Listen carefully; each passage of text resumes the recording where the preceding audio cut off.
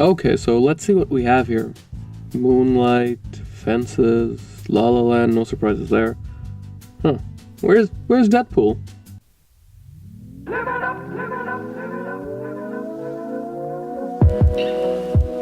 We all know that the Oscars are not perfect. Movies that deserve a spot in the nominations get snubbed all the time. Today we're going to try and find out why. This video was originally going to be about the criteria that is required in order to get an Oscar nomination and win. But the more we researched, the more we realized that there were a lot of problems with the criteria itself. Problems that kind of make the Oscars more unfair than most of the award shows out there.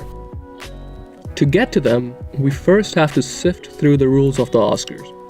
Now each category has its own rules, but we will be focusing on the Best Picture category for this section. So let's start. According to the Oscars rules section on eligibility, your film must meet all the following requirements in order to be even considered a potential nominee. 1. Satisfy the technical demands. This means that it must be 40 minutes long and have a minimum resolution and minimum audio requirements. This isn't a big issue for most. 2. Have a theatrical run for at least 7 days straight in a specific theater in LA. Again, not an issue in most of the times. 3. Have a theatrical release as its premiere. This is where we run into a bit of a problem, because this means that any movie that had its premiere on Netflix or even on YouTube is out. Loved Ridiculous 6? Well, too bad it's out. I don't know why anyone would ever like that movie, but it's out. Again, this isn't that big of an issue because most of the movies out there do not premiere digitally just yet. The next few items on the list are technical requirements that aren't really an issue for most of the movies, so we will move on. Okay, so let's say you got your movie to premiere, met the requirements, and your movie is very well received by critics and audiences. Does that mean you'll make the nominations? Not necessarily. Your movie must then be voted to be a nomination by the members of the Academy. There are close to about 6,000 members. Each of these members get to vote for what movies they believe deserve a nomination. The movies with the most votes become the nominations. With a number like 6,000, we'd imagine a pretty fair chance for all types of movies to be featured in the Oscars.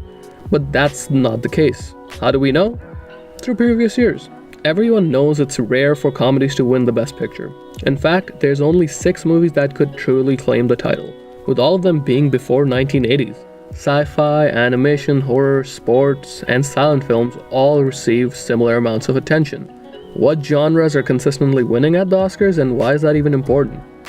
To answer the first question, biopics, period pieces, and war films seems to be the one that consistently grab the judges' attention.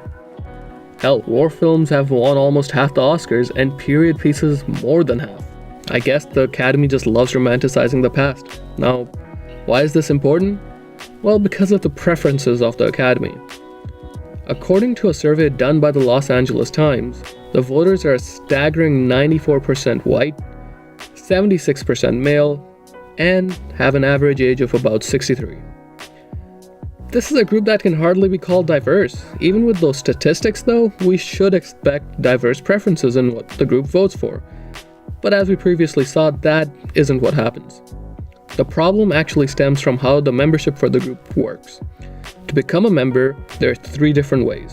You must either have the Academy recognize your work as distinction worthy, get nominated for an Oscar, or be sponsored by at least 2 people already in the group. All these methods allow for like-minded people to be inducted into the group. Who decides whether or not you have distinction? The main board of people. Even if you get nominated or sponsored, you still have to be approved by the main board. The board has the same problem of having a non-diverse crowd in its preferences. Even if the board and the Academy was diverse at some point, over the years due to their own rules, they're now pretty like-minded. Let's try to see this with an example. Alright, so let's say you form a board game group with 4 of your buddies.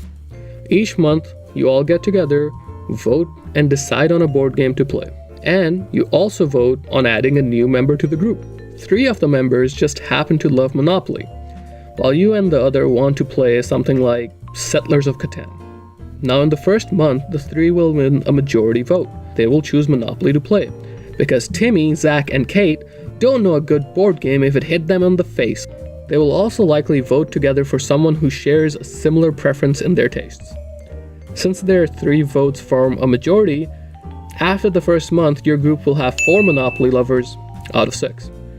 Next month it'll be 5 out of 7. This will keep happening until Monopoly has spread like a cancer and you want to blow your brains out because every goddamn game takes at least 5 days to finish. Calm down. Calm down, Nelly. That's kind of what happened with the Academy. People who shared certain preferences wanted to vote for Academy members that also share those preferences. Eventually, the entire group kind of became one with their preferences.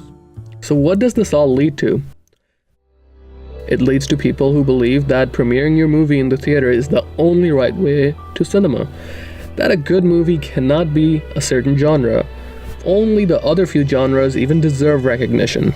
This also leads to critics and people in general having a warped view of what makes a good movie because if the Oscars chose it, then it must be right?